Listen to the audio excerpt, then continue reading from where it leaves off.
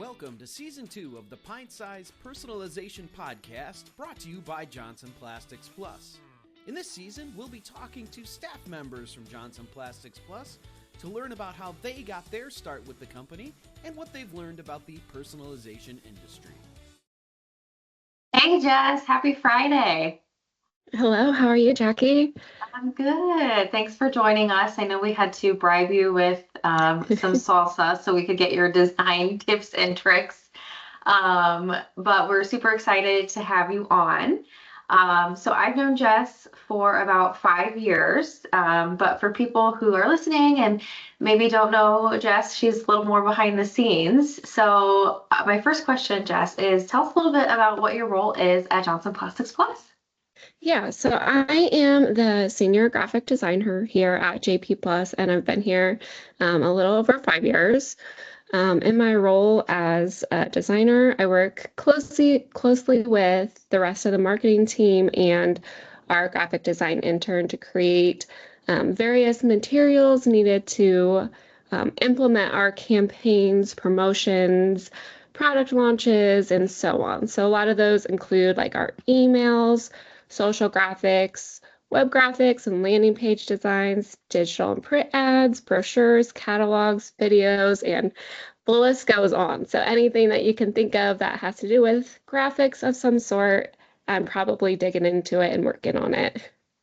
Awesome. Yeah, so anything cute that you've seen, any design is probably Jess is probably behind it. So um that is the list of what you do in your 9 to 5. But do you do any design work outside of your 9 to 5 with us? Or are you like, I can't get enough design, I just need to do more after I'm off? I do a little bit, not a whole lot. It is kind of hard for me to sit down at a computer after I spend 8 hours a day doing that. But I do have a little hobby business on the side that I design products and materials for. And then from time to time, I'll have friends or family or people that I might know reach out to me and have um, asked me to do logos or just some small graphics for them. Yeah, I have one of Jess's designs on my desk. It's a very, very cute little dog that she made. So don't let her be too humble. She's very, very talented. I'm not going to let her get away with that. But so obviously, as you mentioned, you're doing a ton of design work. So brochures, emails, helping with um, designs that we make for trade shows and projects and those kind of things. So do you have a favorite design tool to use when you're creating all of those different things? So it's honestly really project based. I like to use different things for different types of projects. But I really enjoy using Adobe Illustrator, and within Illustrator, there's a tool, it's called the pencil tool. And Mhm. I like to use it because it really allows me to like transform shapes and text and kind of, make it your own. You can use a font, but then you can kind of use this pencil tool to, kind of make that font your own. So if you wanted to add a little curly at the end, this pencil tool is really great for doing things like that. Oh, that's cool. So you can kind of like use like a base of something and then make it your own with the tool. Is that kind of how it works? Yeah, so if you wanted, I don't know, if you had like the letter A and you wanted to add on, you can use it like you're almost like you're drawing to kind of expand the shape. So, and then kind of along with Adobe Illustrator being my kind of my favorite tool to work in, really, and any Adobe programs are like this, but there's so many ways of doing things within programs, and they're always adding new features. So I kind of like that about Adobe. There's always something new and something challenging to learn. So So, so I know so Adobe is kind of one of your favorites, and I know especially for people who are maybe just kind of getting started designing or um, haven't been in the designing world. I know Canva is a really, really popular tool. Do you have any tips for using Canva, specifically for anybody who's maybe sublimating? Um, So any design tips for using Canva when you're sublimating or creating some sort of personalized project? I think utilizing, especially as you're, if you're just starting out in designing or you're not familiar with designing, it is definitely really user friendly. And there's a lot of free templates on there. That would be my biggest thing to start out with, is searching for those templates that they have and using those to get design started. Because if you find something that you like, you can easily, drag and drop out different images. They have a lot of free elements and graphics that you can use and bring into those designs. It's really easy to switch those things out. So that way you don't have to be super, into design, and you can get a great looking graphic with like minimal time and not as much effort as it would take to create completely from scratch. So. Yeah, And I we do am have, definitely. Go ahead. Sorry. we do have like non-designers on our team too, that they use Canva quite a bit to make their own designs. And it's very helpful for them to be able to dive in and do their own thing and not have to rely on the designers to do things for them. So that's great also. Yeah, I was just gonna say I definitely am not a designer, but in Canva has been helpful. Like if I'm just making something very, very simple, I find it pretty user friendly. So those are really good tips. Kind of, I know Canva, for example, has an AI tool. So we're gonna kind of talk about something a little controversial here. Um, and I know AI is the talk of the moment. So as a designer, I'm just curious what your opinion is on AI in design, what you think the future of AI in design is, and have you used it? Do you like it? Do you hate it? Do you have any tips? So yeah, what do we think about AI? Yeah, so I think a lot of designers will hear the AI, because when it comes to design, like you can type something in and it'll create something for you that, you used to have to take hours to do.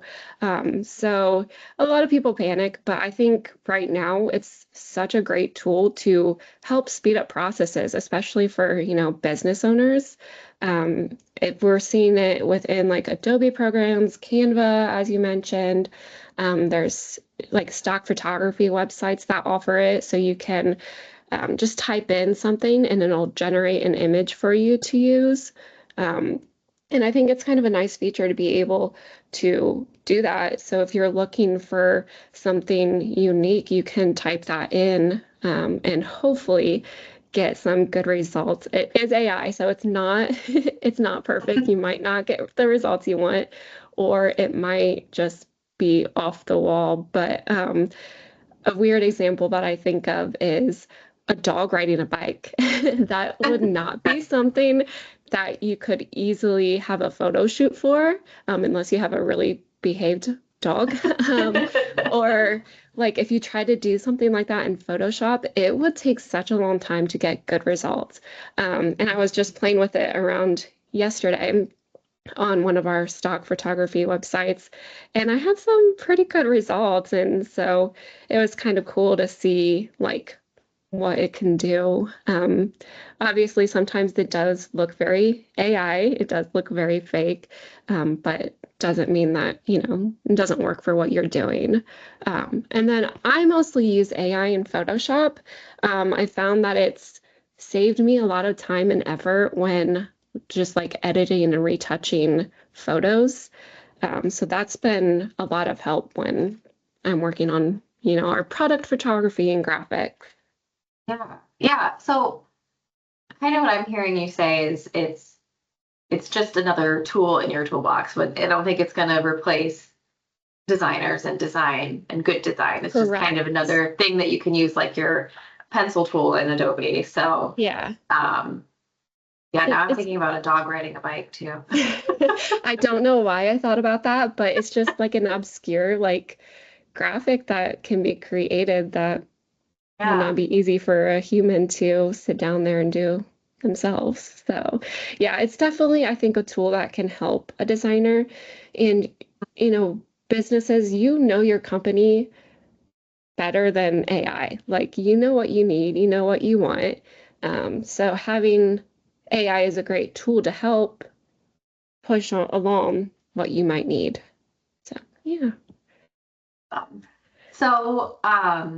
let's talk sublimation. So I know sublimation is near and dear to my heart. I think it's really cool. And I think it's one of the best technologies to kind of start out if you're just starting with personalization, because it's fairly simple as far as like the process goes of actually sublimating. You print and you press and you've got your product. But people who are, maybe starting with sublimation, what do you think is the hardest thing about designing for sublimation? And what are your top 3 tips for designing for sublimation? Yeah, so I think when you're very first starting out, it might, I wouldn't necessarily call it hard, but it's just remembering that you can't use white in your design. And fortunately, a lot of sublimation substrates come white. So if you do have white in your design, it will still come out white, but you just have to um, think about substrates that aren't white, maybe like linen or stainless steel. If you have white in your design, it's going to show that substrate color through your design. So that's just something to kind of be mindful of. I know when I first started working with JP Plus and I was starting out designing for sublimation, I would forget like, hey, you can't use white in your design because it's just such a color, like a common color to use in white or use in your designs. So just, you're just in the moment, just working, and you just kind of forget about that. But another thing that I think might be the hardest when starting out is working with color and trying to like color match to other things. So maybe you have a logo that's printed on a t-shirt or, some other product that you might want to match to. It can be a little difficult sometimes to make sure that you're getting that color the way you want.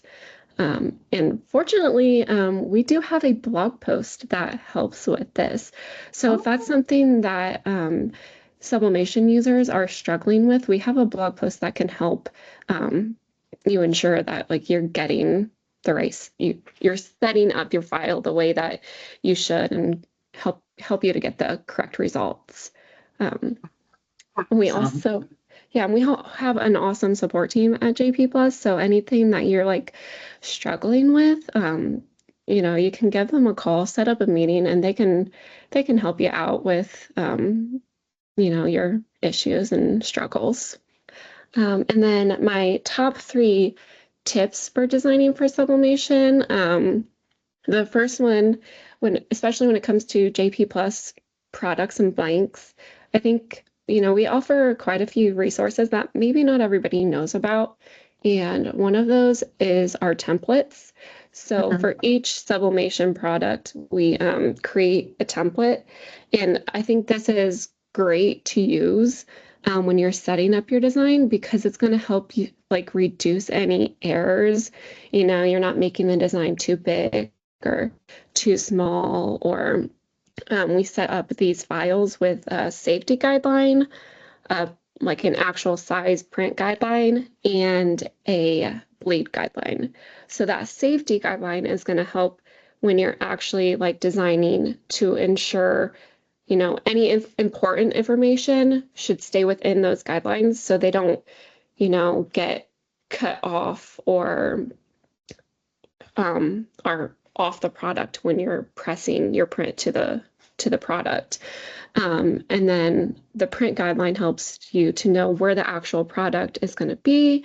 And the bleed really helps if you set a bleed on your design, it'll help ensure that if you don't get your print on the product completely perfect, that you're not getting like a weird print where the design isn't showing up and you're just getting blank space instead of the actual like full color. So that's probably tip number 1. Tip number 2 would be to use high resolution images, especially when you're working with photography and, images of people, this is going to get you great quality finished product, as well as using vector graphics. So with a vector graphic, as you make it big and small, it's not going to affect the resolution. So it's not going to appear pixelated as with like if you had a low resolution image. And then my last tip, and I kind of mentioned this already, but it's to be mindful of the substrate that you're using. So if you are using a different color like linen, or I know we have some blue linen products, some stainless steel, if something's not white, just to be mindful of that when you're designing, because of the way that sublimation, soaks into that material, it could affect how those colors look on that finished product. So you just got to think about that when you're, choosing colors and designing your graphic. Okay, so those are some really, really great tips for designing for sublimation. For maybe people who have just got their printer and they're like itching to get started, and they're not quite ready to design. Do you have any tips or tricks for finding free designs for sublimation, or do we have any design resources available for customers who are just getting started? Yeah, so there's a lot of websites out there that offer free like PNG and SVG download designs that can be used. I've also seen Facebook groups that you can be a part of, and people will share their designs and allow others to use them. And then some of our blog posts or videos might have like free files that you can use, how-tos, and then each of our product guides also come with some designs that can be downloaded. And then we also hope to add a little more designs that people can download in the future. The biggest thing, I think, when you're, looking on the internet for the free designs, to be cautious of is you want to make sure that you can use it for commercial use. And a lot of the websites, they will provide that information right on there for you. It'll tell you this product or this design can be used for commercial use, or it'll tell you not. And then in like the Facebook groups that you might be getting files from, it's important to ask that creator that shares that file that it's okay for you to use it and then sell it on your products. But yeah, there's a lot of great resources out there for designs. And there's, I think I mostly talked about free, but there are websites out there that you can subscribe to and be able to download and use those designs as well. So. Like you were just talking about some of the designs, and I was like, oh, like we've got some really, really cool product guides, and I didn't realize that there were designs in them. So, Yeah. And like we have one, I think, for nearly like every season of the year. So, Yes. Graduation, spring, summer. So, so go find us on the website on jpplus.com and use them. They're awesome. So, and then my last question, you kind of mentioned this, was just making sure that the design that you're using you're able to use it and are allowed to use it. Like with trademarks, are there anything that designers should be specifically wary of? Like, I know one thing that's big is sports teams and those kind of things. And because in just our life, we just think, okay, yeah, that's fine, we can use it. But especially when you're using it for a business, do you have any tips or ways to maybe design for sports, but without violating any trademark rules, or designing in a way that you can honor those sports without getting yourself into a sticky situation? Yeah. So I'll start with kind of, being able to design around using logos and, some of that licensed materials. Something that I like to do is just using their colors. So for an example, for Ohio State, we live in Ohio, so Mhm. that's a big sports team around here, obviously. So instead of using like their Ohio State logo, or even I think their font even might be licensed as well. So I don't think you can use their font either. So, you can use their colors and then maybe just a different type of font, or maybe if you can find something that's close but that's not trademarked, that you can put like Ohio, or the names of people. So it almost looks like it's for that sport, but it's not actually.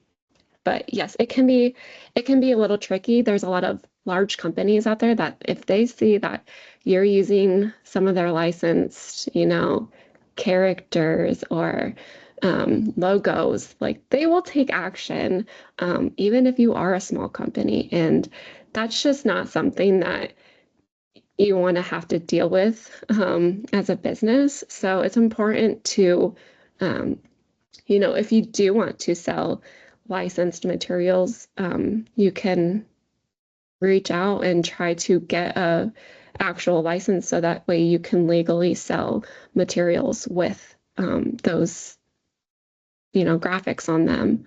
Um, Something that's important to note when you are like on the internet looking for, graphics and designs, especially just using Google.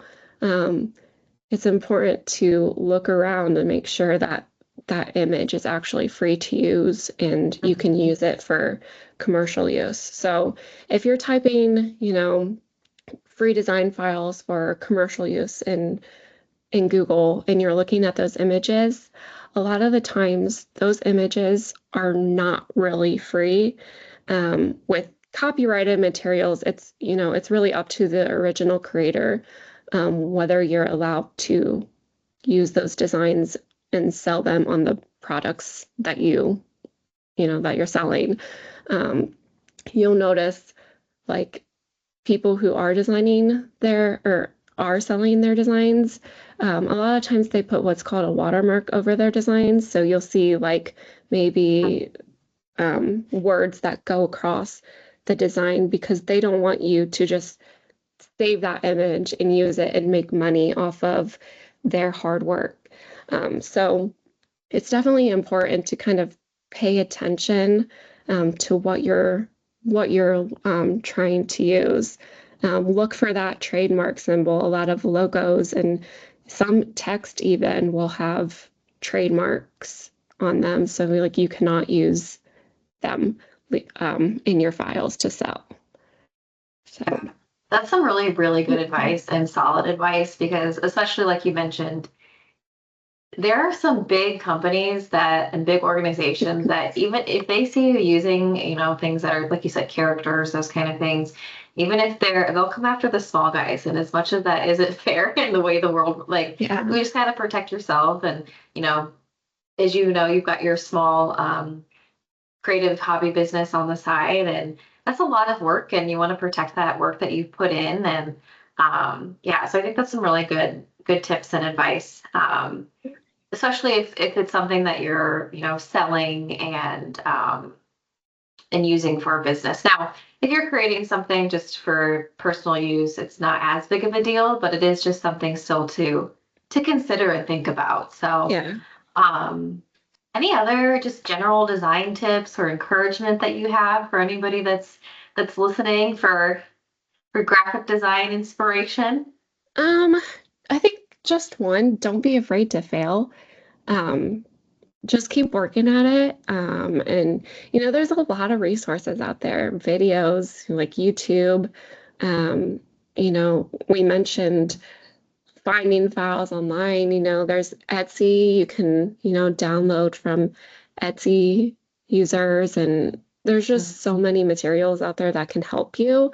So don't be afraid to dig in and just get to it and be afraid of failing because you're going to get better as you keep working at it. So, Well, I think that is a great place to leave this podcast. And we were so glad we were able to have you join us for our staff chats. And we'll talk to you soon, Jess. Yeah, thank you for pulling me out of my comfort zone a little bit, Jackie. Thanks to my friend Jess B for joining us today on the Personalization Podcast Staff Chats. We covered everything graphic design, from Canva, AI, to tips for designing for sublimation. Thanks for watching.